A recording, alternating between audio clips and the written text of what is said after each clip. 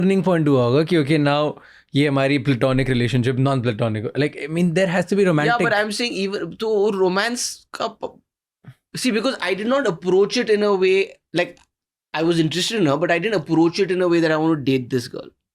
वो it's a different story that it kind of ended up happening in a, मैंने अपनी wedding speech में बोला था जब उसकी फिल्म आई थी ना, कौन सी थी वो, मुस्ताक दिल मांगे मोर. मैं कॉलेज में था तो मेरा और मेरे दोस्त हम दहीसर में गए थे, मूवी जम करके एक थिएटर था, वहाँ हम गए थे. हमको पिक्चर बिल्कुल अच्छी लगी थी, लेकिन और हम सब फ्राइडे टू फ्राइडे पिक्चर आते थे, तो मेरे को मगर सुहा बहुत अच्छी लगी थी फिल्म में. मैं कहा छोटे एक दिन ना मेरी गर्लफ्रेंड होगी और तो शादी होगी. तो मेरे को वो उसने याद दिला एक दिन, कहता है यार तू तो यार जो बोलता करता है. मतलब क्या हुआ, कहता तूने ये बात बोली थी.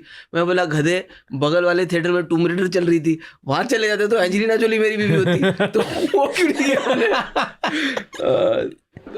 but I mean, so yeah, that happened. But like I said, so I didn't approach it like I wanted to date this girl because I thought she's way out of my league anyways. और मैं कहा बात क्या करेंगे हम, Oxford journal लिख रही है. ऑक्सफोर्ड जर्नल लिख रही है, इसकी अंग्रेजी इतनी है, मेरे को तो डिक्शनरी निकालनी पड़ती. हम तो झगड़े में काफी साल मेरी अंग्रेजी अच्छी हो गई उसके चक्कर में. झगड़ों में ऐसे ऐसे वर्ड बोलते थे, मैं बाथरूम में जाकर पहले गूगल करना पड़ता था कि मतलब क्या है इसका, इस पे ऑफेंड होना है कि इम्प्रेस होना है. तो फिर मुझे भी पता चला कि कुछ वर्ड्स ऐसे नहीं यूज करते. Haggard is not a word that you use lightly. It's not saying oh you look very haggard, तो भड़क जाते लोग. You look tired. हैगर्ड होना चाहिए था, सच्ची में हैगर्ड हो आदमी. तो that's how it started, and then that friendship kind of bloomed into a relationship. And ये कोई पॉइंट नहीं आया. ओके बट कुणाल भाई एक चीज तो बतानी पड़ेगी. ये तो बहुत बड़ा लेसन है, how to escape friend zone and get into a romantic relationship. शिद्दत, इट्स अ लेसन. शिद्दत से लगे रहो. ये हिंदुस्तान का हर लड़का देख रहा है. अगर किसी भी चीज में वो आपका प्यार हो, किसी स्त्री के रिगार्डिंग या किसी अपने आर्ट के लिए, वो लगे रहो. उससे हार कभी नहीं माननी चाहिए, क्योंकि मैंने कहा ना कि आपका जीवन और मृत्यु यही दोनों चीजें निश्चित है, बाकी कुछ निश्चित नहीं है.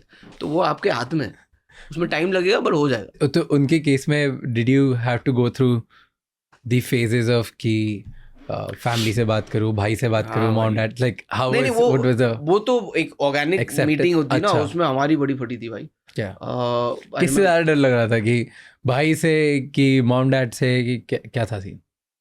यार नर्वसनेस तो सबसे ज़्यादा मॉम डैड से मिलने में ही होती है. और उनके घर में तो एक तो छोड़ो, सभी चैंपियन है, सभी सुपरस्टार है. तो वैसे स्ट्रेस में था, बोला एक से खत्म नहीं, दो नहीं, तीन, सभी है. और टाइगर पटौदी के तो हम बचपन से फैन हैं, और शर्मिला जी के भी हैं, सलमान भाई अपना सैफ भाई के भी हैं. एंड आई रिमेंबर सलमान भाई का नाम क्यों आया, क्योंकि हम the first time I met Saif bhai was we used to go to play pool at a friend's place. Okay, pool. हाँ, pool.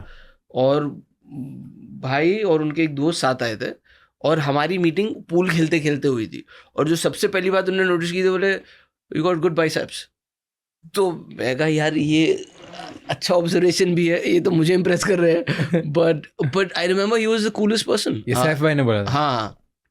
And he repeated that to Suha. So when I asked her, I said, I mean, I think he's pretty cool, but it didn't go